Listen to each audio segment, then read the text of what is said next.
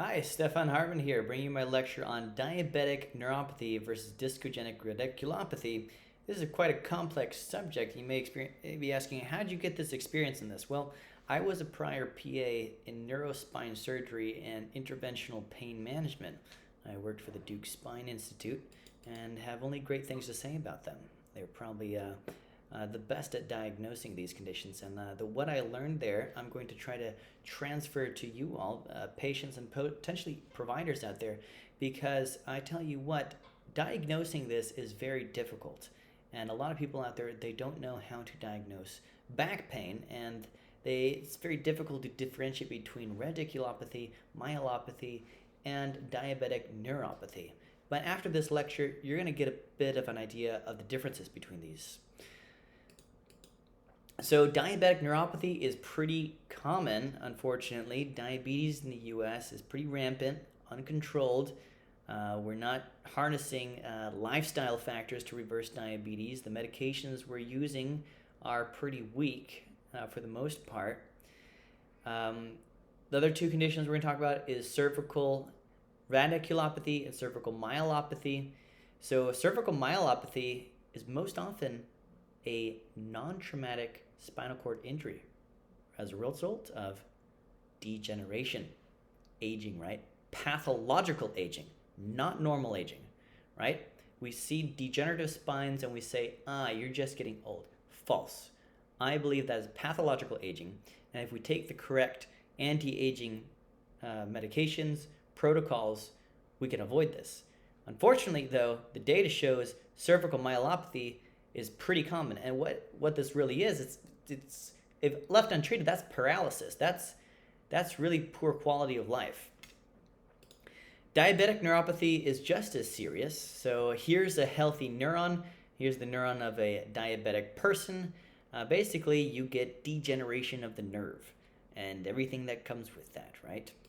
Pain, weakness, tremors, and so forth. Here's more diabetic neuropathy.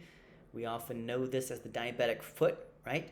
Poor sensation, old guy, diabetic, steps on a nail, doesn't know he has a nail stuck in his foot, finds out later, bad infection, has to get foot amputated. I've seen it happen. I had to do these operations in my student rotations, general surgery, amputations of the foot. Pretty awful experience for everyone involved. I remember I was there sawing on the leg with the jiggly saw, and I was like pulling on it. I didn't know how strong it was, and I busted the chain, and the chain flew across the room. And they brought out another one, and they're like, "Oh, you're pretty strong." And I was like, "Oh, I'm just trying to get this leg off." Boom! Busted the next one off too. That was my experience with jiggly saws, and we wasted all the jiggly saws in that operation. What are the symptoms of diabetic neuropathy? They can be pretty insidious. Sometimes you don't even notice it. Most people, they live with it and they don't even notice it. Like, oh, I just don't have feeling in my foot. Nothing to it. Hey, that's diabetic neuropathy. That's degeneration of your nerves from poorly controlled diabetes for the most part. It can be formally diagnosed with an EMG. EMG is simple electrodes you put down the arm or the leg, and you send impulses down this, and this is going to be a pretty accurate way of differentiating if it's a diabetic neuropathy or if it's something from your spine. And we did that quite commonly at the clinic at the Duke Spine Institute. We had Dr. DeMola. He was kind of our go-to guy who would do these procedures for us and figure it out for us. So what's the treatment for diabetic neuropathy? It's pretty poor. Honestly, you don't want to get to that point. The damage is pretty much permanent. You can modulate the pain with gabapentin, low-dose naltrexone. We want to prevent it, right? Best treatment is reversal. We want to get on the right exercise program. We want to optimize hormones. We want to optimize diet, so protein leveraging, low glycemic diet, so low carbohydrate diets, I should say. Some medications, well, GLP-1s, I really like those medications, such as semaglutide, to help control that glycemic spiking. That's really what causes this diabetic neuropathy, is it up and down, up and down, up and down. That's called glycemic variability, and it's super damaging to all body parts, especially the nerves. Other neuropathy causes we should mention: shingles, B12 deficiency, alcoholism, Lyme, syphilis, and some toxins, some chemotherapies. Spinal stenosis can also cause a neuropathy. That's where the spine kind of narrows. When I did operations with Dr. Duke, we would do surgeries that would relieve this pressure on the spine. We would actually have to take out these joints and put in rods instead. So what is discogenic pain of the cervical region? We see this lady here pushing on her neck. She has pain in her neck. She may also tell us that she has pain extending down her arm. Now we have dermatomes in our arm. You can see here we have specific dermatomes. And an astute clinician can tell you exactly where you have the level of injury depending on the exam findings in the arms. And this was my job as a PA at the Duke Spine Institute, was to document where the level of injury was depending on the physical exam. And then we would correlate that with the MRI to see if it made sense, right? We see this person here has a C5, C6 injury. So we would expect the C6 level to have a bit of a decreased sensations, right? So we would go down the arm and we'd test all the nerves, right? And we would expect to find perhaps some maybe decreased sensation or decreased strength at C6. We also may see level of weakness below C6, so C7 as well. We may see C8 as well. So that whole area would probably be weak because you're getting an impingement of the nerve at the level above. So you got the level above injury, you got the nerves below it. That's where you're going to find the decreased sensation. So up here, C4, C5, that may be perfectly fine. So we would test C4, C5, have no issues. But once we got lower below that, we'd find the issue.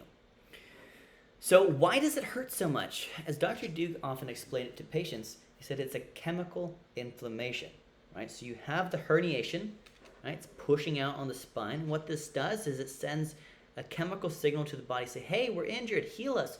So your body sends out chemical inflammatory cytokines to try to heal it. Unfortunately, it's a mechanical injury and it's going to continue pressing on it. So I always thought in practice at the Duke Spine Institute, I was like, well, can we modulate the chemical inflammation with diet, with exercise? Yes, you can. You can often control it. So you can actually live with a disc herniation, disc bulge, and not have so much pain if you have good muscle mass, you have good supporting structure, your diet is optimized, you have a low inflammatory diet, right? You can live, most people, if you take an MRI of them, you probably find some level of disc bulge. Especially myself, I do not want to see my MRI. I know I probably have some level of injury. I did 8 years of judo. I put my body through a lot of tennis every day. I lifted 400, my max deadlift was 465 pounds, probably not the smartest thing to do, but I trained for that sort of thing. So I probably have some level of injury, but my body's in pretty good shape, so I have no pain. And I eat a pretty good diet. The other week though, I did go off my diet a little bit, had more ice cream. The next day, boom, I had that neck pain again. I was like, oh man, it came back. So yeah, it'll come back if I go off the diet a bit. So what is cervical myelopathy? So myelopathy is a bit more severe. We're not just talking pain here. We're talking weakness, right? We're talking spinal cord compression. We might see gait instability, loss of dexterity, right? Weakness, so paralysis. Okay, so let's look at more symptoms and findings of cervical myelopathy.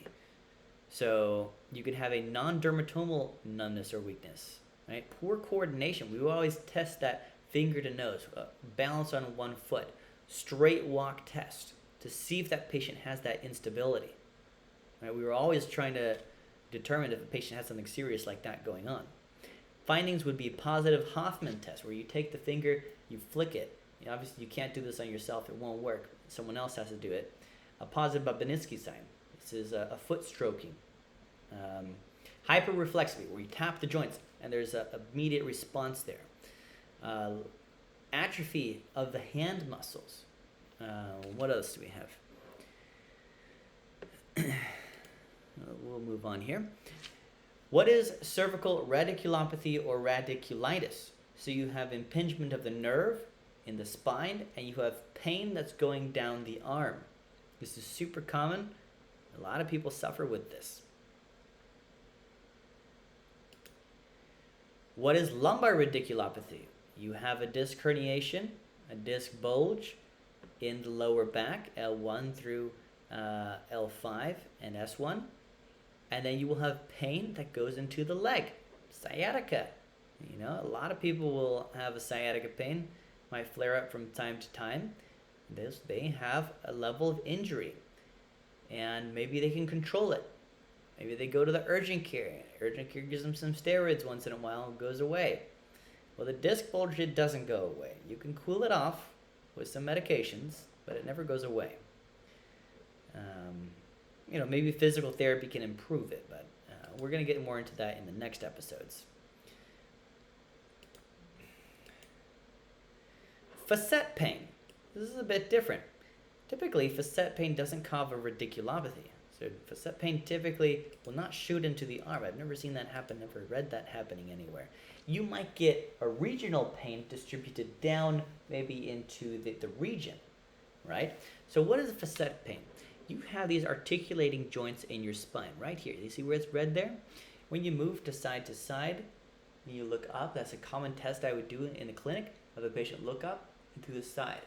If they got the pain there, if I pushed on the facet and they had pain, that would tell me they had facet syndrome. This is a very common cause of pain, caused from degeneration of the spine. You get compression of the two bones, come closer together. These facet joints, they start rubbing together. Spinal compression, degeneration, pathological aging, not normal aging, right? Don't tell me, oh, I'm just getting old. No, you're not just getting old. That's pathological aging. That can and should be treated. Okay? Don't tell me you're just getting old. Table of vertebral and discogenic causes of pain. Now, this is good for any medical student you're going to pay attention to.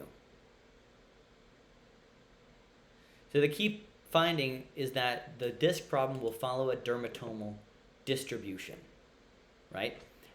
A diabetic neuropathy will be like a stocking glove, right? There will be no dermatomal distribution. It'll be just kind of everywhere from a certain point. Neuropathy, all right? That's one of the simplest ways to differentiate the two. So neuropathic pain has many causes, most common reason being diabetes. Consider stocking glove or non-dermatomal distribution of pain. So the next episodes we're going to have on spine are going to be treatment options. And we're also going to be having some experts onto the podcast, some friends of mine who are going to talk more about spine pain and prevention of injury and rehabilitation. I hope you guys enjoyed this lecture and found it interesting and educational.